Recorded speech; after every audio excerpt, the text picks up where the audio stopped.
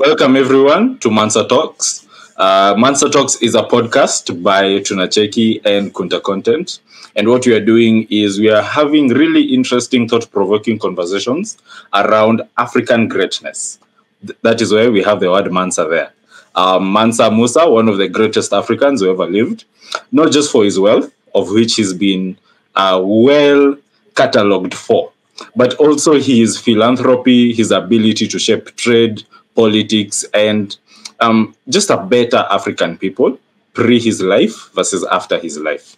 So what we do is we focus on great Africans or potentially great Africans who are trying to do work that will shape the continent, shape the people, and move us forward a significant amount.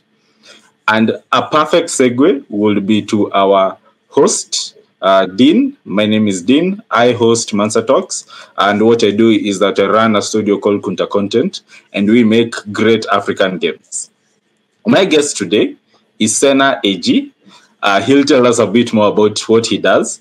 But Sena is the executive director of Afro Institute.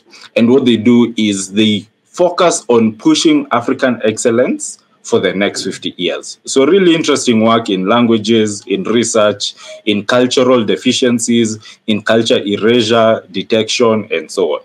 Without further ado, Sena, the floor is yours. Tell us a bit about yourself and what you do. Yeah, hello, Dean. Thank you for receiving me. It's my pleasure to meet you and be here with all you guys. And so I'm Sena Ag, and I'm from West Africa, Ghana, Togo. My parents came from those areas. And so I have been doing the back and forth between North America and Africa for the past 16 to 17 years. So recently, during the COVID-19, with all the issues going on in the political arena, when I heard the comment of Donald Trump, the previous president of the United States, regarding the African nations being a shithole countries. And this is when I really decided to start working on the project Afro Institute. It is an idea that I have since when I was 14 years old, and I decided to start working on it during the COVID-19, and this is how I come out with the organization. So the organization is a research lab in culture and art for the Pan-African audience. So what we do is to do research in culture and art. We detect deficiencies, and then we propose solutions to solve the problems, or at least to initiate a change regarding those deficiencies. So the first problem we detected is that there is too much languages in Africa, and that is creating a problem for the young and even the old. But we have issues with human capital development, and if we want to solve that issue, we need to have a unified language. Oh, wow. Yeah, diving right into it. Let's do it. You've already referenced the challenge and opportunity of having too many languages. I think you're completely right in that few continents, few people have as many languages as Africans do. Yeah. Just maybe, are you able to give us a bit of context into a bit of our history in terms of languages, the different areas of Africa versus China that more or less brought together two languages fairly, pretty quickly. Same thing with some parts of Europe. Each nation has its own major language. Yeah. Why is Africa so different? What's the history and what's the current? Yeah. So to start with that, we already have dialects, right? Like, let's say, for instance, the sub-Saharan Africa, we have like around 300 languages, dialects that we call them. So how it has always worked in the world is that when empires try to expand themselves and they take other territories, they impose their languages to make it easy for the expansion to be a success. Because when the people you conquered can speak the same language as you, it's easy for you to transfer your culture and have an understanding for them. So the same thing happened in Africa with the colonization. So on top of all the dialects we have all the colonial languages, whether it is French, English, Portuguese, Spanish, and others, whether it's Dutch in in South Africa. So on top of our dialect, we have those colonial languages, and that it just they are now part of our heritage, but still we are having issue with all those languages. There are some nations that communicate more, do trade more steady with Europe than with their neighbors. And that is an issue because if we have common challenges on the African continent and we want to solve them, we have to be capable to collaborate among us, do researches among us, study among us, and come with solutions among us. We cannot afford to not being capable to do researches with our neighbors because they speak another language, they study in another language, and when we have to communicate with people from the other part of the world more than our neighbors, that will not work. So I think that to get into the historical context for the Africa, I think it has to do with colonialism, and we have to start decolonizing the continent. Wow. Yeah, you've brought up a really significant scenario wherein, for example, Kenya or Nigeria, you will find their largest trading partner is almost always a nation outside the continent. Maybe the US, maybe China, maybe Europe. And of course, by extension, it does force you to consider their currency, their languages, their people as more economically important than your own neighbor, than Ghana, for example, or in the case of Kenya, than Tanzania or Uganda.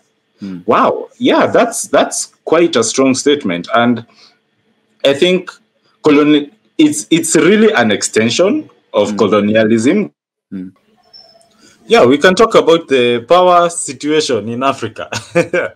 Solar power, opportunities, challenges.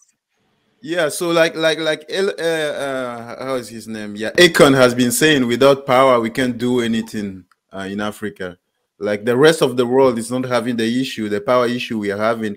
If we cannot have a sustainable power, we cannot compete with the world. We will always be a little bit behind, you know. So we have to fix that. And have you heard about Akon and his plan to put lighting in Africa? His project with 1 billion Chinese loan given to him. And he has done great stuff with it, and we have to keep pushing with our government institution to do something with power in Africa. We need that. And I think of a nation like Nigeria with so many power challenges, and how much I remember doing some research for a company I work for, and a lack of power or expensive power was the number one reason for companies shutting down in Nigeria. The number one was power. Wow. That's in Kenya. Cost of electricity is the number one reason for companies shutting down. Cost, not availability. It's available. It's just overpriced. So you're completely right. Without power, no, we can't do anything. And I always find it so interesting. I remember when I was younger, you have money, you can buy bundles, you can get Wi-Fi, etc. But without power, you're just the same with someone who doesn't have that money. That's so true. That's so true. I think it paints a really good picture of how important power is. It's like when Akon came to Africa and he was trying to put in place his project for Africa business, that's the first thing he realized. He's like, we can do anything, obviously. So that's the first thing we need to tackle. If we don't have power, then we have to start with innovating in the industry before we can move forward. But it's something that government should take care of. Ideally. Ideally. And most countries, government is the one in charge with the power industry because it's so expensive that entrepreneurs don't find it so alluring to get into the industry. But it can be also a partnership between private and government. But that's something that we need absolutely to focus on. Okay. So I'll try to pick it up where we had left off. Yeah, yeah. To the power gods, this might not happen again. let's wish so. Yeah. Okay, so we were speaking about having Languages in too few. Africa. Yes, too few versus too many Yeah. languages. A Yeah, bit of the exactly. history.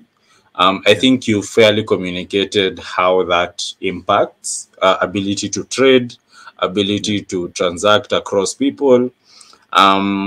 So Education very education, important. Like education, yeah, if you have one unified language, we can have a standardized education system, and the education system will be less expensive because one education program for everyone. Not yeah, every country trying to design their own education yeah, program in their yeah, own yeah, either colonial language or dialects. That will be too expensive. We yeah, cannot afford to spend so much money yeah, if we can shut the cost down by 10th or by the hundredth. The cost of communication will be so cheap. And yeah, for instance, like I have been lucky that one of my parents come from Togo, one of my parents come from Ghana. So I have learned. I went to school in both systems, so I learned French and English. Otherwise, if I didn't learn English, how are we going to be communicating right now? yeah, You yeah, know? And even though we are communicating in English, it is a colonial language. We should be yeah, capable to have an option to speak in one language yeah, if we live on the same continent. Yeah, and yeah, one country that comes from Africa. yeah, yeah. And I think I really agree with the cost of education. Let me take the example of Tanzania. Tanzania uses Swahili as its main and for the most part the only language. Yeah, And what that means is that all education is in Swahili. that's good. So That's good. chemical engineering in the university is Yeah. in Kiswahili. Oh, I like that.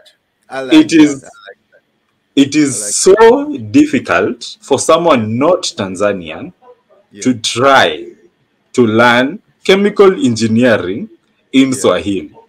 If you Oh, haven't okay. grown around it, Yeah. if it's not familiar to you, oh my God. I tried reading a book. Oh my God. Hardest thing I've ever tried to figure out. Oh, But at that's the good. I same like time, it. I know that Tanzania is a leader in cultural protection and cultural yeah, empowerment on yeah, the African continent, and that's something I like a lot about that country and their leaders. And I think that the rest of Africa should follow their path. So, like Swahili is a language that is in advance right now in what we are trying to do, yeah, improving an African language that for the project we have for the project of Afro Institute, the project Afro, the language project, Swahili may be the centerpiece of the language engineering. So yeah, yeah, it may be Swahili the main language, and the other one will try to be. We will try to add the other one to it. So yeah, I like Swahili in that. I like the fact that Swahili is already in advance, so we can rely on something to start the project. Yeah. yeah, yeah. And I'm sure you've had a very interesting internal conversation of whether to quote unquote market or develop a current language Mm-hmm. versus starting out Afro as a new language. How did that Yeah. thought process sort of settle in your mind? Well, the way we see it is that uh, um, the language that is is spoken on the African continent, like Swahili, we should give it much more weight, right?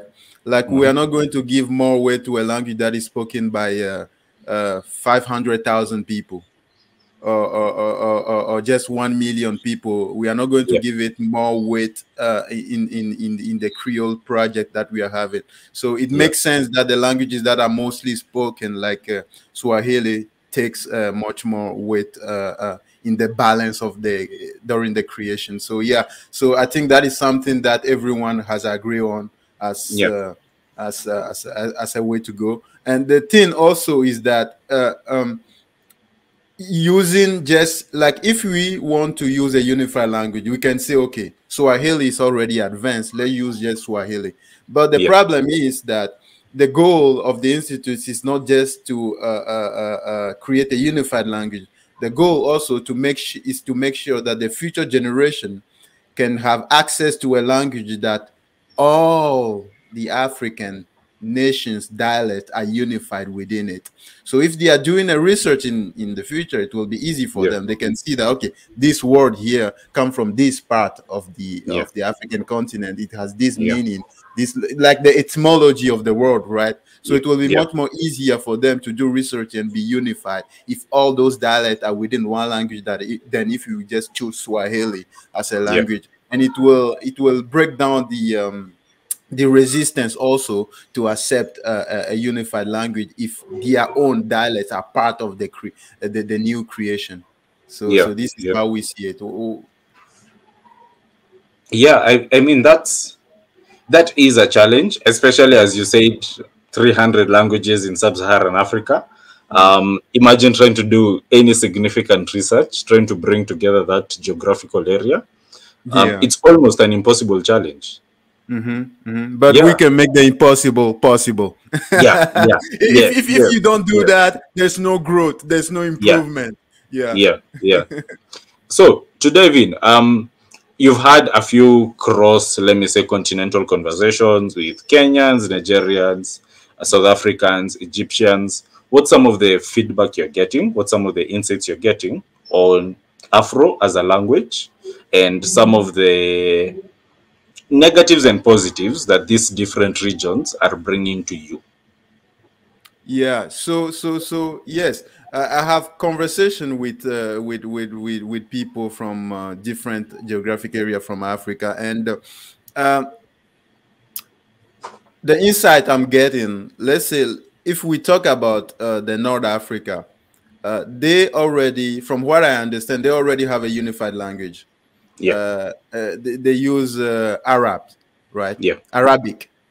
So what some of them told me is that, okay, we have already a unified language, but we understand where you are coming from. We understand your struggle. We understand that not having a unified language create a division in the rest of Africa. So I'm mainly talking about sub-Saharan Africa. So they understand what we are trying to do, and they support the project. But the way we see it is that in the future, within the African Union, there could be 2 or 3 official languages. If our project is successful, Afro can become one of the languages. Arabic can become the second languages, and Swahili is already accepted. There could also still be Swahili, so we can have 3 languages on the African continent, and within the African Union, and it will be easy for people to communicate. So that's the way we see the coming future. Also, for other people, I heard they like, not especially from the African continent, people like from Europe, North America, when they heard about the project, the idea they have at first is to tell me, well, why don't you guys use English? Like most people use English because it's so easy to use. So some countries use it and they think that it will solve our hassle. But the only problem that it doesn't solve to use English is that we gradually all our dialect will disappear. And there will be no way to save it, nowhere for our for the future of our children, and that will be a huge problem. And if you use English, it's not going to be accepted by other nations. They will be like, okay, then why don't we use French? We already speak French. Why don't we use French? So let's put all that aside and create a new language based on all the African dialect, comes from the root of Africa, so we can save some culture for our people. So, and for people generally coming from sub-Saharan Africa, when they heard about the project, they are like, oh, wow, it's a great project. I think that if you can succeed doing this, that will be good for everyone. So generally, people like it. I just have one bad experience on social media, especially Facebook, when I post the video, the presentation video of the project, and I posted it in a group for African linguists, right? And there was one linguist that came and he put an angry face on the video. And I'm like, you are a linguist. How can't you like this project? Yeah. So Yeah. I was I a mean, little bit surprised. Yeah. And he was from sub-Saharan Africa. I was confused by his reaction.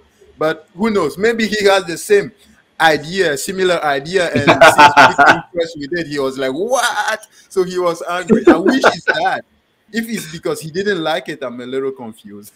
yeah. So yeah, Yeah. that's the experience I have so far with the different type of people from different geographic areas, a reaction to the project. Yeah. Okay, awesome. You've spoken, I think, really deeply about language as a challenge.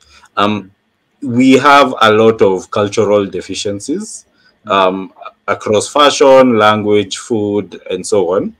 mm. What brought you specifically to language, and do you have a thought process with expanding to other of the creative categories I've mentioned that can potentially assist you in achieving your goal? So let's say, hopefully, in the next 5 to 10 years, we already have Afro as a language. Mm. The acceptance is increasing. A large percentage of the population has accepted it as a language. Mm. How are you planning to get into the other categories of deficiencies? Yeah, yeah, it's important for me to underline that Afro Institute is not a language organization. Yeah, We are a research lab in culture and art for the Pan-African audience. So yeah, we are starting with language because for us it is obvious that the language issue is one of the issues we should solve before doing anything else. Like yeah, there's few things that you can do without using a language. Like you have to communicate with people, especially when you are doing social work. yeah, You are trying to communicate with a large group of people.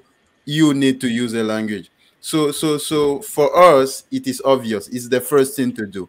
There are other language,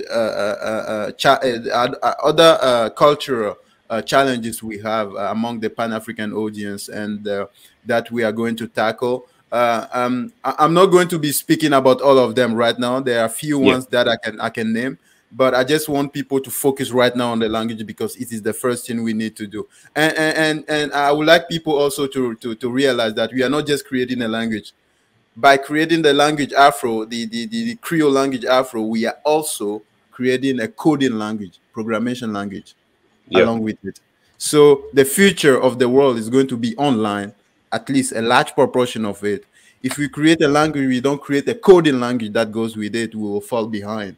So, yeah, so it's a huge project. So we are focusing on it right now.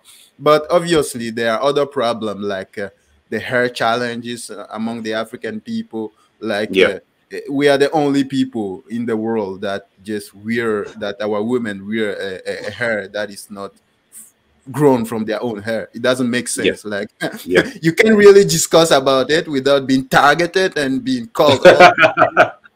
So I am not going to go hard on that, but yeah, as a research lab, we are just going to propose other solutions to solve that problem, and those solutions will be coming after. And but yes, we have other issues, but right now we are focusing on language because it is the first thing we should do before moving forward.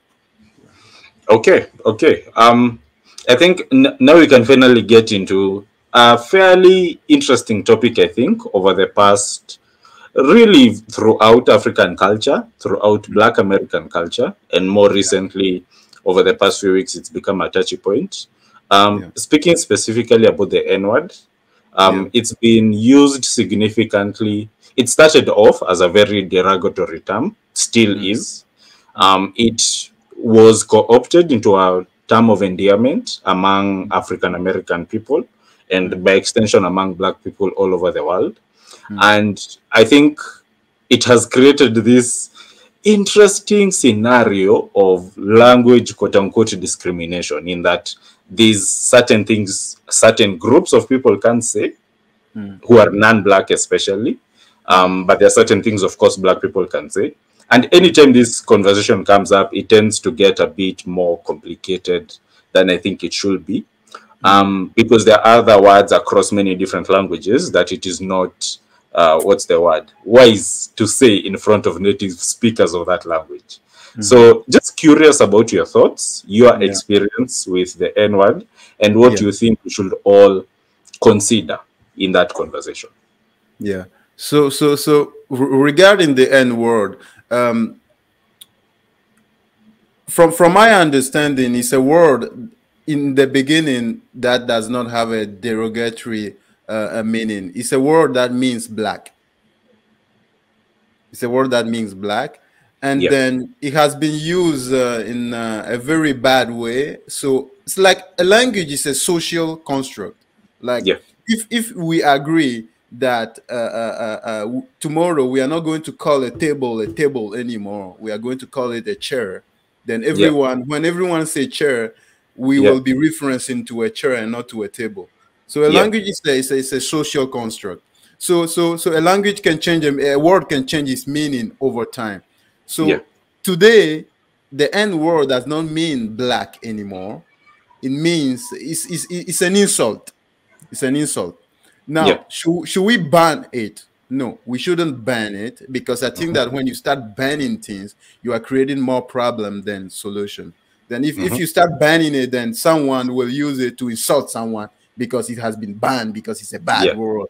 So I Yeah. think that what we should do is to do an education about it, talk about it to our children, and so they understand how that word become an insult. So for today, should we tell other people not to use the word, but it is allowed for other people to use it? I think that has to do always with the person you have in front of you, and the intention of the person. So, Yeah. so we shouldn't do a global banning of the word, or like uh, um, preventing some people not to say it. I think it has to do when you are speaking with someone or with a group of people. If these people are trying to like be disrespectful, you know it, right? Yeah. But if you are Yeah. speaking to a friend and the way he used the word when you are talking with him, you will know if he's trying to be disrespectful or he's just speaking genuinely Yeah. with you. So I Yeah. think that's the way we should be taking it, and we Africans should stop being too sensitive about things. We should start being much more rational about those type of stuff. Like if someone has been disrespectful, like take political action. You can sue him if he has been disrespectful to you. You can sue him in justice and win. Yeah. Yeah. So this is the way we should be doing things, and stop being reactionary or being very sensitive. Like let's say the comment of the previous president Donald Trump about the African nation being a shithole nation. We shouldn't like reacted the way we reacted, because it's a waste of our time. We should just take a political action. Like if you speak that way, well, we are not going to do this with you anymore. We are not going to be involved in this type of activities with you anymore. That's what Yeah. we should be doing, and not being sensitive about it. So regarding the N word, we should try not to be sensitive about it, and being just purely rational about it, and move forward with our life. We shouldn't be allowing other people to dictate how we feel about Yeah. a certain word or not. So there are different people within the African audience that sees the use of the N word differently. There are some black people who like they call themselves Negroes, because they say, I am a Negro. That word Yeah. means black. I Yeah. don't want Yeah. other people to dictate to me how I should see that word. If I should Yeah. stop using that word because it has been used in a derogatory ways. So they want to use it as a way to fight other people imposing on them how they Yeah. should perceive a certain word. Because Yeah. now we perceive it as an insult, because it has been used as an insult for hundreds of years, and then it changed our way to see it, and that's something we should avoid at all costs. And it's a fair argument to have as well. But if you are speaking with someone and he's disrespectful, you should call him out for it, and you Yeah. shouldn't allow yourself to be insulted or whatever. So that's how I Yeah. see it. Yeah. Yeah, I fairly agree with you in that. Yes, I think generally as Africans we are very good at um, making noise at Mhm. certain points, not so much with following through with concrete action, with action Exactly. that actually has an effect. Whether Exactly. it's going to be a boycott, whether it's going to be political censure, whether it's going to be legal action, whatever the next step is, I think we need better thought processes around what that might be. And in Kenya especially, we have a battalion called the But Kenyans on Twitter. okay. The Kenyans on Twitter are world renowned for being some of the most organized bullies on the Oh. internet. It is it is amazing. We've gone up against and almost always won against very many different opponents, from Ugandans to Tanzanians, to Nigerians, Zimbabweans, Botswanans, CNN, New York Times, I believe. Almost everyone who significantly attacked Kenyans has gotten a bit of a dose from them. Oh, that's However, good. That's good. Yeah. the same thing happens. A day or two, the hashtag has trended, the memes have been made, the people have felt very badly about what they've done. One or two times you'll get, like we recently, not recently, about 2-3 years ago, we had a vice president from CNN who had to fly into Kenya and go meet the president to apologize for some coverage that they had given, some negative coverage they had given, most importantly, some dishonest coverage that they had given on Kenya, talking about some violence that didn't exist, that was manufactured, and so on. And a big reason for that happening was as a result of Kenyans on Twitter going on Twitter and making a lot of noise. However, that's a very rare scenario. Most of the times, nothing like that happens. It just disappears into the fog of internet news, and you move on to other things. So I'm in full agreement with you. We do need a better structure with dealing with our reach, dealing with our challenges, dealing with our problems in a way that delivers solutions. Exactly. Yeah. Yeah. And other people may waste our time, and we need to use our time smartly. Like someone make a comment, and then we start reacting to it, and that all that time wasted can be used properly to do something else. And I believe that's how we should be handling things rationally and start and avoid making noise for nothing. Yeah. Okay, awesome. So on to slightly happier topics. You're working on a few other interesting initiatives. There's Afro Academy, there's PanAfrica, and there's Afro Tower. Maybe take us a bit through each of them. What are you trying to achieve with each of them, and how can the general public assist? Yeah, exactly. So PanAfrica is a platform that is going to be launched. Afro Academy is a platform that is going to be launched online, and is going to make it easy for people to learn the language. And eventually, we are trying to create an artificial intelligence that will be learning the language as we are creating the language. And that artificial intelligence will be on the Afro Academy, teaching the language to people, assisting people in translation, and also eventually online classes in Afro online. So Afro Academy eventually is going to be really involved in creating a Pan-African education system for all Africans in the world, and people can learn the language and other programs online in Afro language that we are trying to create. And also there is the coding language that we are going to create in Afro, will be available to learn on the Afro Academy. So there is that, and there is PanAfrica. PanAfrica is a cultural organization. It's a cultural union that has the role to create the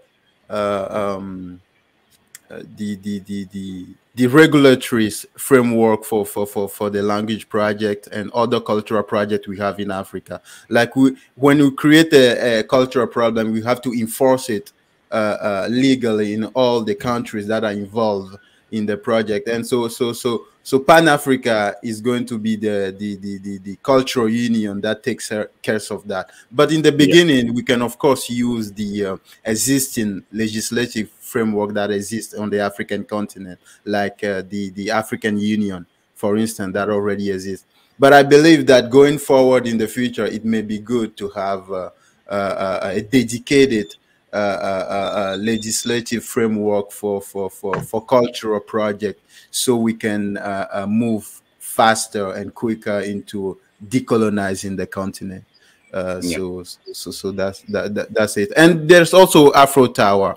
Yeah. Like the language project is a huge project.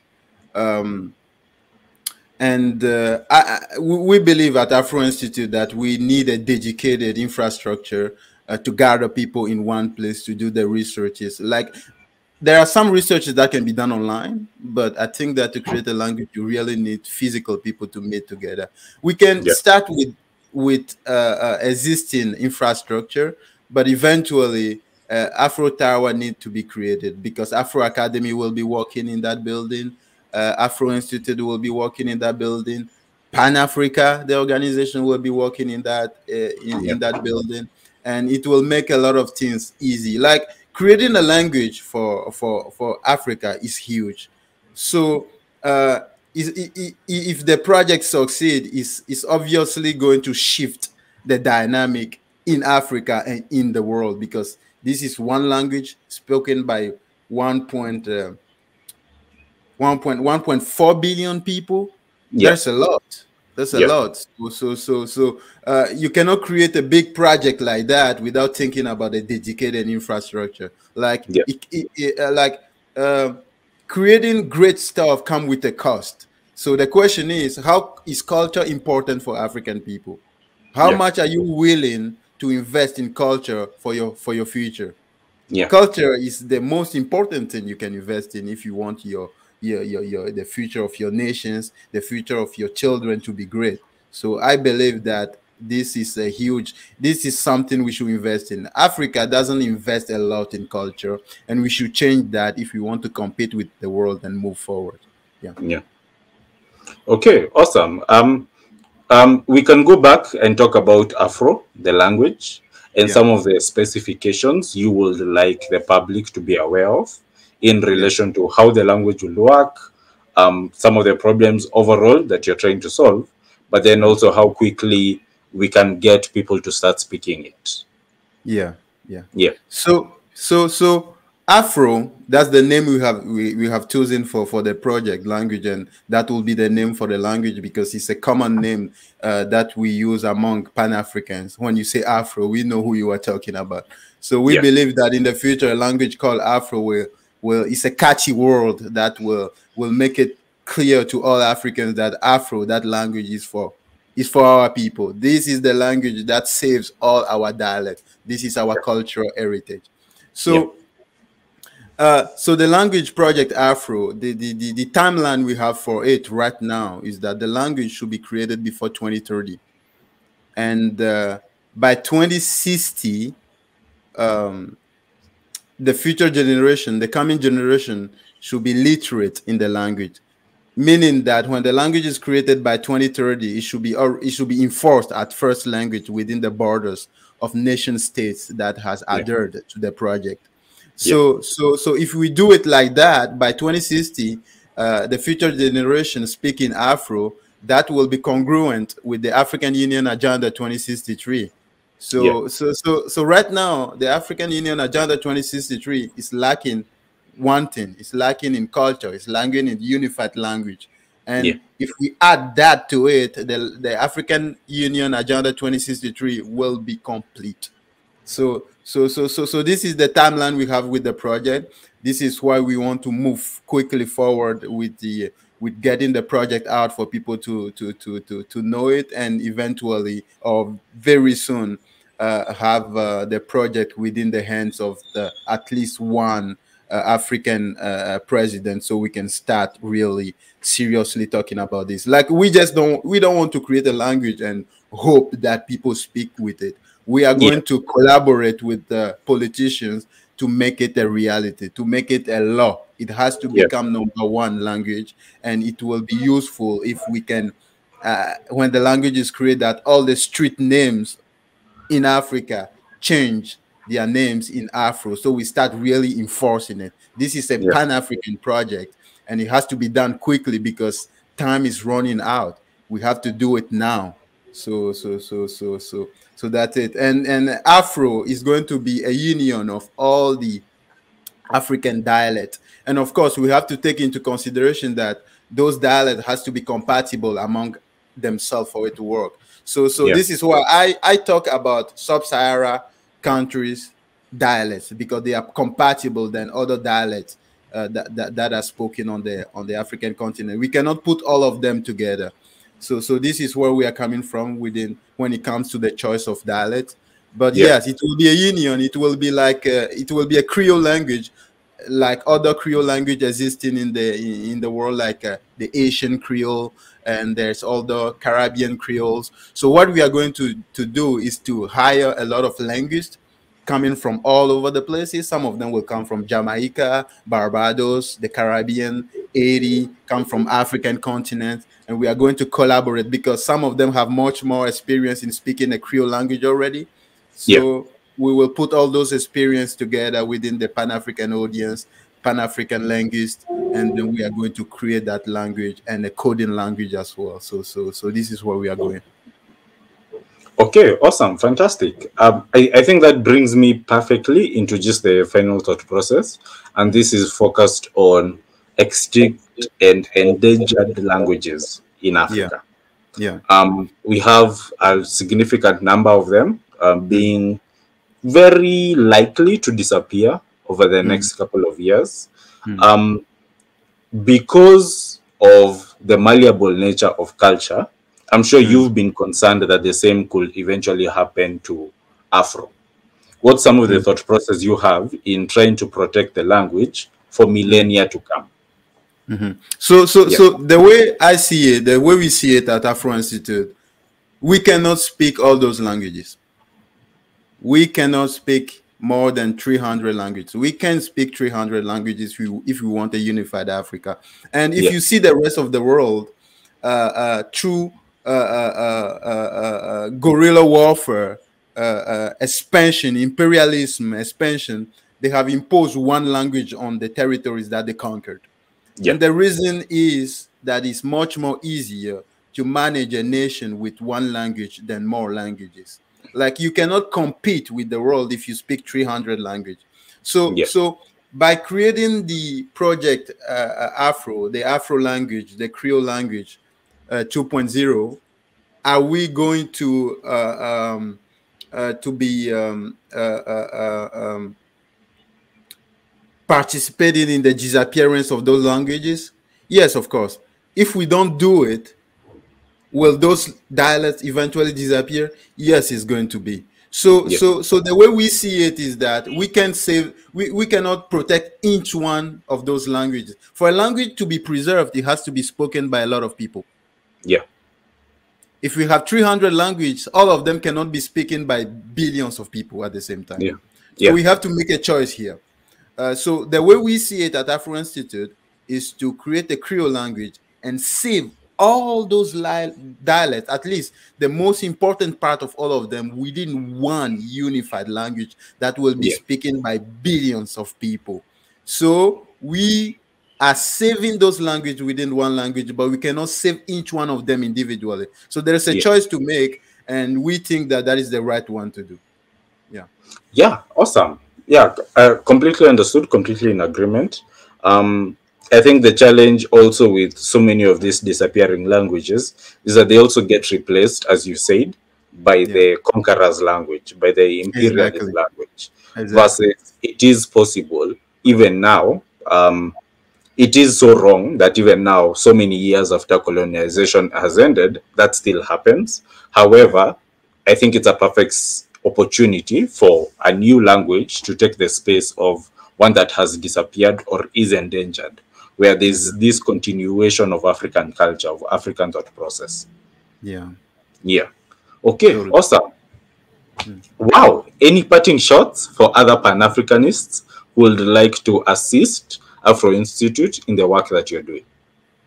Yeah. If you guys go on our website, afro.institute, if you go on the website, you can listen to the presentation video on the website. You can download the black paper of the project and read the project. And also you can send us your, if you are a linguist, we need a lot of language from all over the world among the Pan-African audience, from the Caribbean, from the African continent, wherever you are in Europe, North America.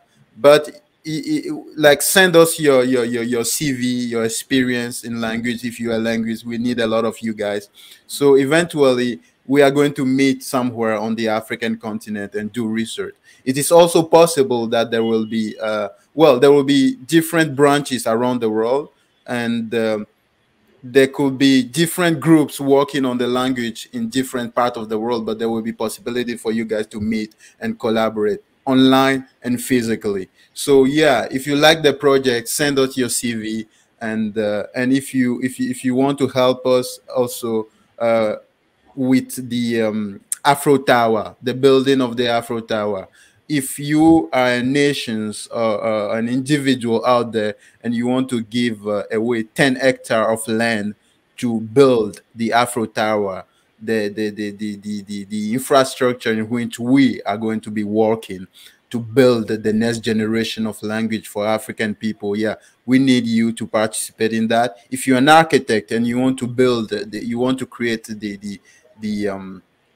you are willing to help us with the construction plan of the Afro Tower, you will be more than welcome. Send us a message and we'll get in contact with you and we'll collaborate together.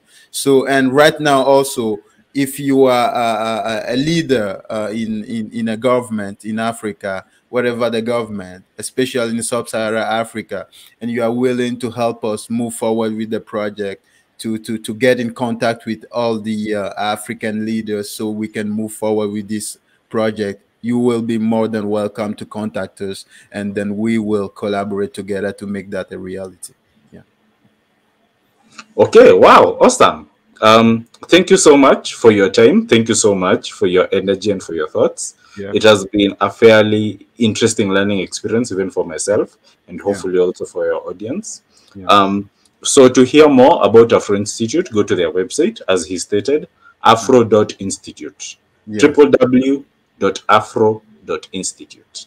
Yeah, and also don't forget, like, to make this project a reality, we need donations. So on our website, you can also give us donation, and through PayPal, credit card, or also you can give us crypto donation. And right now the organization is incorporated in Canada, but eventually it will be incorporated in sub-Saharan Africa, in a nation where we are going to build the Afro Tower. We will incorporate the organization in that in that city or in that country. So we need a lot of donation. Like, it's a huge building that is expected to cost around 300 million US$. So, like, you cannot build the future. You cannot build a huge project like this one without a huge institutional building. So we have to be capable to finance our own organization. Like the idea that the African Union Parliament has been financed by China. Yeah, I mean, thank you to China, but we should be capable to be financing our own institution. And this is one of the tests we have in Africa. We need donation, and go on your website if you like the project and donate, support us to make this project a reality. Yeah. Okay, awesome. Thank you so much. Thank you so much for your time, and have a lovely day. I know it's early morning in Canada. It's late night here in Kenya. Thank you so much for your time. Thank you so much for our viewers, and see you soon. Bye. Yeah, it has been a pleasure. Thank you. A pleasure.